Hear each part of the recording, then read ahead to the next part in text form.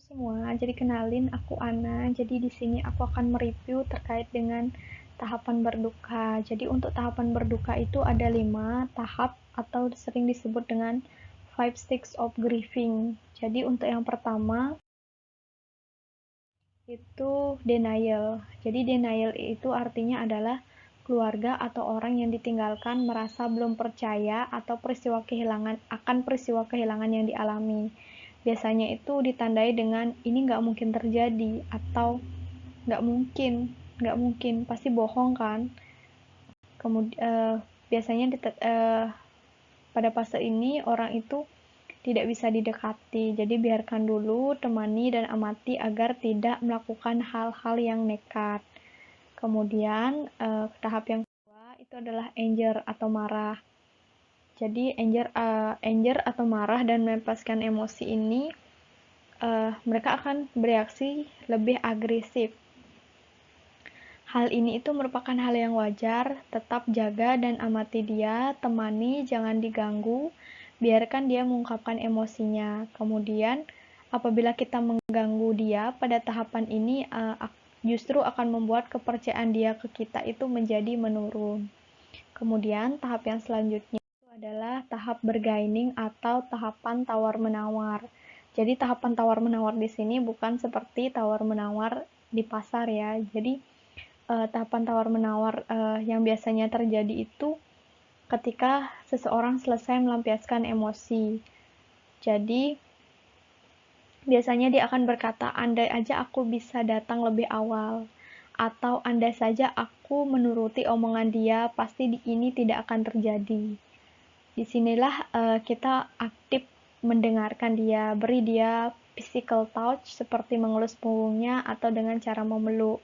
Kemudian berikan juga dia senyuman, kasih dia minum air, kemudian berikan perhatian. Kemudian kita juga jangan dulu masuk untuk memberikannya dia nasihat. Posisikan kita itu sebagai pendengar yang aktif. Kemudian selanjutnya tahap yang keempat itu adalah depresi. Jadi pada fase ini banyak dilakukan oleh orang yang paling rentan. Mereka mulai memutuskan diri dengan lingkungan, tidak mau berinteraksi dengan orang lain, kemudian lebih senang menyendiri untuk berusaha menerima kenyataan. Jadi pada tahap ini jangan paksa dia untuk berbicara dan menceritakan apa yang ia alami. Beri dia waktu untuk sendiri agar dia siap untuk menceritakan. Jadi setidaknya berikan dia waktu 1 minggu. Tapi jangan sampai lebih dari 2 minggu karena apabila lebih dari 2 minggu itu akan menyebabkan dia depresi atau sedih. Selama 2 minggu itu justru akan menyebabkan masalah risiko kesehatan jiwa. Jadi peran kita adalah sebagai support system untuk mendukung dan meyakinkan dia bahwa kita itu ada untuk dia. Kemudian tahap yang terakhir itu adalah acceptance atau tahap penerimaan. Jadi dia itu sudah mulai bisa menerima kenyataan, kemudian emosinya juga cenderung sudah stabil dan memiliki keinginan untuk melanjutkan kehidupan seperti biasanya, entah itu dia sebagai ibu atau mungkin dia sebagai suami, dan juga sudah mulai aktif berinteraksi di lingkungan desa atau banjarnya dia. Jadi disinilah peran kita bisa dan boleh masuk untuk berbicara, kemudian memberikan masukan dan nasihat serta memberikan dia semangat agar dia bisa menjalani kehidupannya seperti biasa, baik itu di keluarga, di banjar, ataupun di tempat dia bekerja. Kemudian ingat juga untuk tahapan depresi dan acceptance itu tumpang tindih. Jadi kita harus jeli. Jika kita memberinya ujangan atau nasihat ketika masih dalam tahap depresi, dia akan mudah jatuh lagi dan sedih lagi.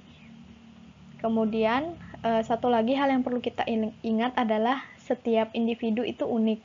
Jadi masing-masing orang tidak sama dalam mengalami 5 tahap berduka ini. Ada yang cepat tiba-tiba dari tahap 1 udah bisa tahap kelima. Kemudian ada juga yang lama. Jadi kita harus benar-benar jeli dan benar-benar memahami perasaan mereka, memahami keadaan dan juga mood mereka agar tidak salah dalam memberikan perhatian. Oke, mungkin sekian terkait dengan 5 tahapan berduka.